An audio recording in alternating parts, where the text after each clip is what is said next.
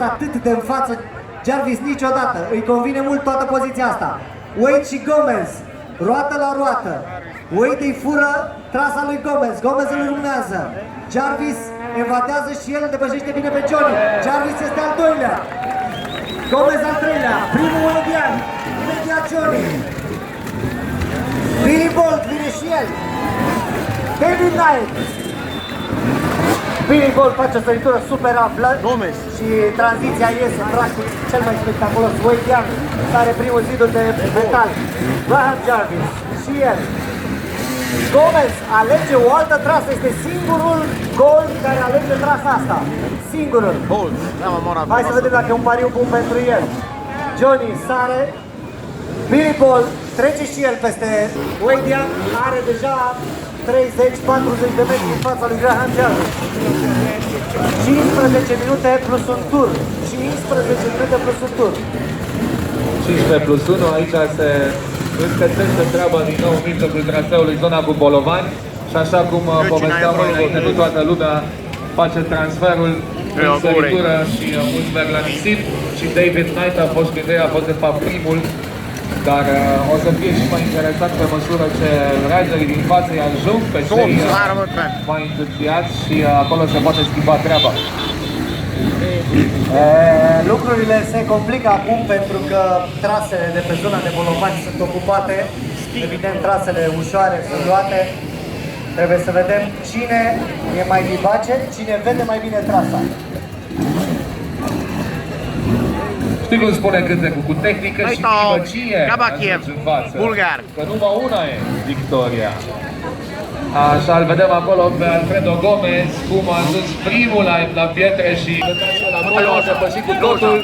Wade Young conduce. Wade Young first, Billy Bolt is ready for the third. Jarvis cannot pass. Gomez, după Wade Young și Billy Bolt, s-a împins acolo, dar raw power, puterea câștigă Jarvis al patrulea. Billy Bolt este absolut spectaculos, parcă este la demo aici. Jarvis. Așa, depășirea aeriană cu Manny Lettenbichler. Hai să-l aplaudăm puțin pe Manny! Oh, Mustang!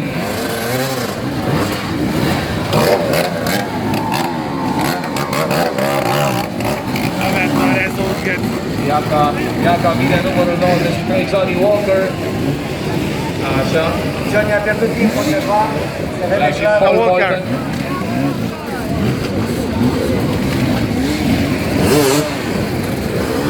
Volt! Ő tudta megnyerni az összeset.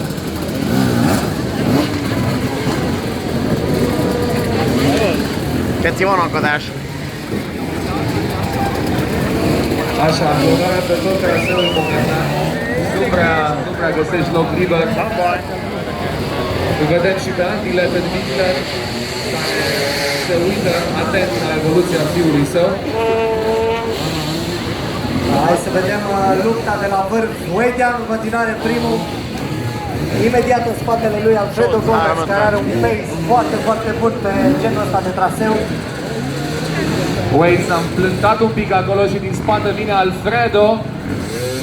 Wade merge mai departe. Wade și Alfredo. Roată cei doi, dar Wade are șansa lui. Wade se joacă cu mersul pe bârnă. Trage gazul și trece. Második a Gomez, Alfredo.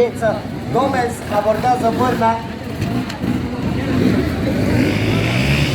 Așa, aici ceva mai în spate, avem din nou tandem pe Billy Bolt și pe Graham Jarvis. Graham Jarvis depășește.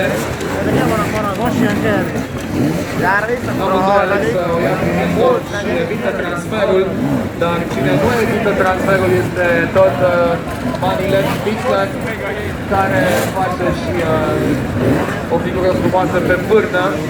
Cu numărul 32 este singurul nostru român calificat la Gold Class, Norbert Levente, în momentul ăsta cel mai bun român la hard enduro de departe.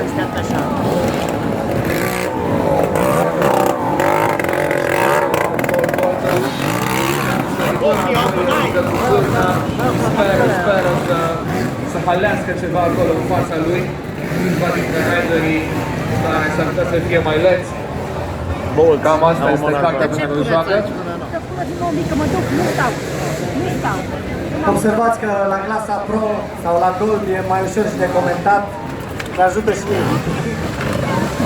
Avem rideri de pe primele 3 poziții ușor de numărat. Alfredo Gomez, mult în fața lui Wade Young. Sunt curios unde s-a bâlbâit Wade Young de a pierdut atât de mult încât Graham Jarvis este foarte aproape de el și sunt convins că la Bolovani Graham Jarvis îl va depăși pe Wade Young pentru că are un ritm mult mai bun în secțiunea intitulată chiar așa, Fil de ritm. Gomez! Între timp galopează undeva în fața Alfredo Gomez. Și Wade Young se folosește de picioare în timp ce Graham Jarvis se folosește de tehnică. Ce să mai zici, domnule?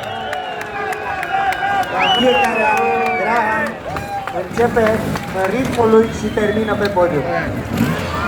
Wade o armă de... Așa, Billy Bolt și el pe aici pe undeva. Forță brută la pachet cu super oferta Wade Young. Asta înainte de Impresionant de Bolt. puternic Wade Young. Poate să meargă pe unde vrea el. Se vede clar diferența de tipuri de antrenament. Tinerii noștri de 19 ani trec pârna fără probleme de la un capăt la altul.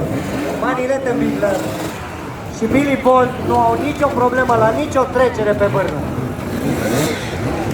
Apropo de Manny Lettenbichler, acum a fost obligat să o ia prin mijloc pentru că nu a avut bine de sărit pe lateralul sau în dreapta.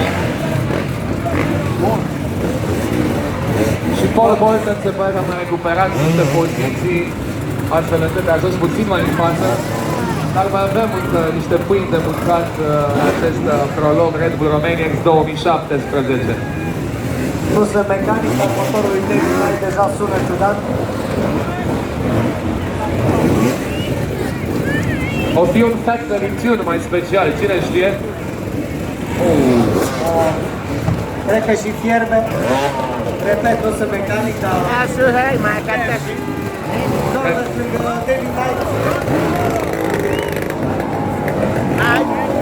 Știu acum că e trailer. Lucrările tale sunt ca două bozi de păr. Nu-ți dorești să se întâmple nimic decât să se termine odată treaba asta și să bei o bere. Billy Bolt, spectaculos! Wade Young îi prinde pe Billy Bolt și pe Jarvis. Toți trei sunt la bătaie pentru podium. Unde Alfredo? Nu-l văd nici eu pe Alfredo.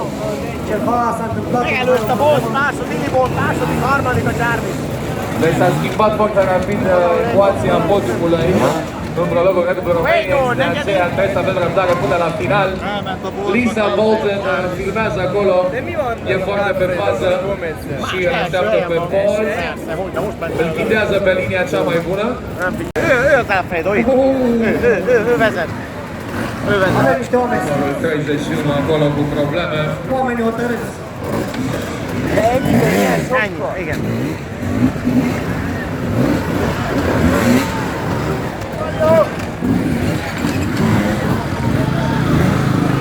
Lars Nöckel a luat acolo în brațe niște bolovani, n-a pățit nimica, asta e cel mai important lucru. Graham Jarvis, Billy Bolt. Scuză-mă, lupta continuă foarte strânsă acolo. Billy Bolt ia trasă diferită și trece în fața lui Jarvis, dar se blochează imediat. Jarvis nu are altă șansă decât să aștepte. Itt a Varga Zsolt. Varga Zsolt. David Knight așteaptă și el la coadă. Billy Bolt. Jarvis hol van, basszus? Wade Young cu numărul 3 iese bine Jarvis din be van buștec, akadva, basszus. se uită în stânga Wade-o. și lasă pe Wade-o. Wade Knight în fața sa. Wade-o. Ez a Wade-o. Harmadik a Wade-o. Jarvis. Harmadik. Cred că e unul dintre cele mai disputate prologuri de până acum. Și dacă vă simțiți în așa fel, puteți să și aplaudați pentru Raiders și vedeți aici în fața voastră. Oi! Hol kell sehol nincs, basszus. Johnny mi-a demonstrat cum se face o despărțire în zbor. Jervis nagyon nem marad. Nem, harmadik. Îl avem Hát aici din nou beakad pe a zonă főnél, pe akkor beakad Alfredo. ott a Bolton, aki Care se már uită în bajnok. spate, Nem akar. poate ca să nu fie lovit de un rider din spatele lui, în timp ce alege să iasă în zona cu sărituri. Jervis, most ment el. Igen. Ahol nem fogja körözni. Da, mi se confirmă, Alfredo Gomez este primul și are mai mult de jumătate de tur în fața celorlalți. Îi convine de minune prologul de astăzi, este super fit. Cei din jurul lui ne-au spus că se antrenează foarte, foarte mult de ceva timp încoace, lucru care s-a văzut și la Erzberg. Poate că ăsta este anul lui, așteptăm de mult timp la Alfredo Gomez să facă o figură excelentă la rândul Romanians, adică să conducă, să câștige. Poate anul acesta va fi cazul. Philip Scholz cu numărul 8.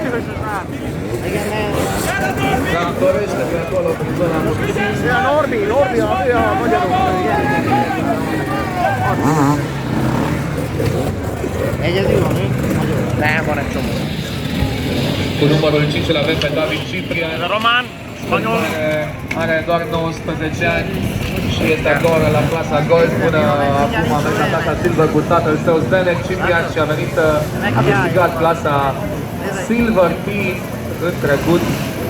Evoluția naturală către clasa Gold îl aduce aici alături de noi pe David Ciprian.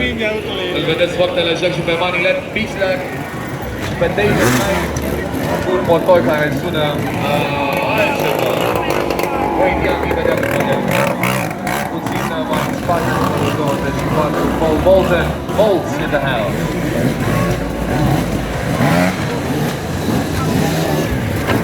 Alfredo, itt van megint basszott! Hallod, ez a másiknak láttad? Igen?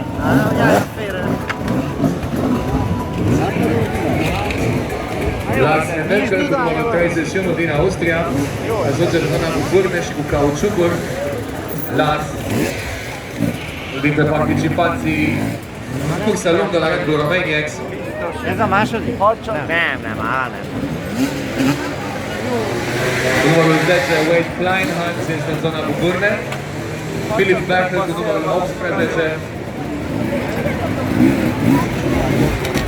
Și Billy Bolt, numărul 13. Gomez, meg nem. Most jön a Gomez mindjárt. Itt a Bolc. De most ment el? Mi Bolc? Ez a második? Igen, ő a második. Ezt hova nézett ki? Hova? Ilyen magas, nem is nézte a lét. Igen. Așa. Suntem din nou în pachetul cu băieți rapizi, de-l avem cu numărul 1 pe Grant Jarvis. Ce frumos, ce fluid merge Graham. Johnny are mici probleme în zona de pietre, a încercat să o fenteze pe la Buștean, dar s-a blocat. A făcut cunoștință un pic și cu gardul. Încă un om hotărât. Omul hotărât cu numărul 15, domnul Schranz. Johnny negyedik, basszott. Johnny negyedik, vagy van kapod egy kör. Nem Și Paul Bolton încă cauza specula greșelile oponenților săi. Prolog rândul Romaniacs 2017 cu Alfredo Gomez aproape de Manilet Bichler. Wow, și o dezvoltare spectaculoasă. Wade Young alege linia aeriană pe lângă David Knight și o poziție în fața lui în aer. Nu vă lăsați furați de pace și de ture. Wade Young era lângă Alfredo Gomez, dar asta nu înseamnă că e pe locul 2. Wade Young a fost depășit cu un tur de Alfredo Gomez. Igen. Jó, Al kapott doilea egy kört a momentan este Gomeztól. Billy Bolt. Second place Billy Bolt, first place Alfredo Gomez. Akkor Jervis is kapott. Billy Bolt e aici alături de noi, printre pietre. Așteaptă răbdător ca numărul 17 să își încheie trasa sa. Locul Gogia. Norbi alături de alți români de fier se bate la trasa Gold, de mâine în pădure. De minune e local. Suntem în final lap pe locul 3 după calculele noastre. Graham Jarvis, pe 2 Billy Bolt, pe 1 Alfredo Gomez. și puteți face un pic de gălăgie pentru că până la anul nu ne mai vedeți! Yeah! Am avut și o schimbire de fair play aici. În afară de depășirea lui Johnny Walker prin săritură, am avut câteva astfel de fate. L-am văzut pe piste oprit și făcându-i loc lui Graham Jarvis pentru că era clar pe o manșă mai rapidă. Alfredo Gomez tot la cot cu Wade Blackman, se face și el cu un tur. Manilet Bittler și el pe zonă. Paul Bolton. Aș vrea să fiu mecanicul lui David Knight acum, pentru că din ce am văzut astăzi s-au stricat ceva motoare, dar al lui pare cel mai abuzat. David e un pilot care, știți bine, merge foarte mult din forță, dar a văzut lângă mine. Părem așa, dar cu Golia. Deci eu nu sunt Big Max. Mă rog. De nincs hangja motorra, csak gurulnak mi. Nu-i chiar așa, cu David și Goliath între noi. Dar ia să vedem ce se mai întâmplă pe aici. Billy Bolt are un fizic impresionant, are doar 19 ani. Noi îl știm de mult, de când avea vreo 16-17, dar este fizic foarte, foarte mare și supărat. Semn că poate să treacă foarte bine de motorul acela. Așa, altul care nu se lasă, aici cu numărul 23, Johnny Walker. Keeps on walking, keeps on rocking. Johnny Walker.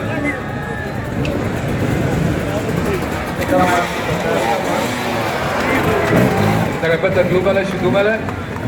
Da. Să încercăm ceva nou. Graham Jarvis cu nimic nou, cu clasica hotărâre și cu echilibrul trademark.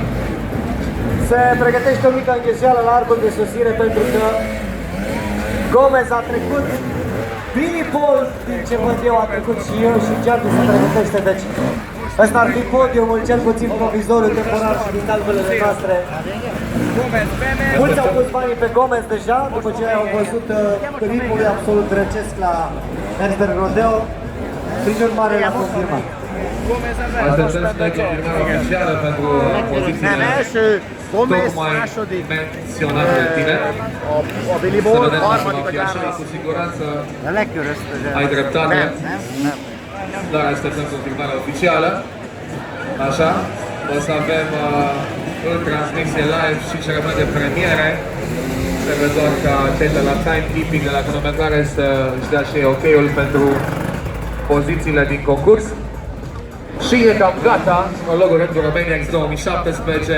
Nu uitați, intrați pe www.redbullromaniax.com pentru cele mai fresh informații, fotografii, montaje video, dar foarte important și pentru poduri unde să mergeți în zilele de off-road pe traseu, unde este cel mai fain să stați, să urmăriți de aproape acțiunea. De asemenea, nu uitați că avem și o aplicație Red Bull Romania X de găsit în App Store atât pentru iOS cât și pentru Android. O să găsiți gratuit și vă vin pe telefon direct cele mai proaspete informații despre concursul în anul acesta.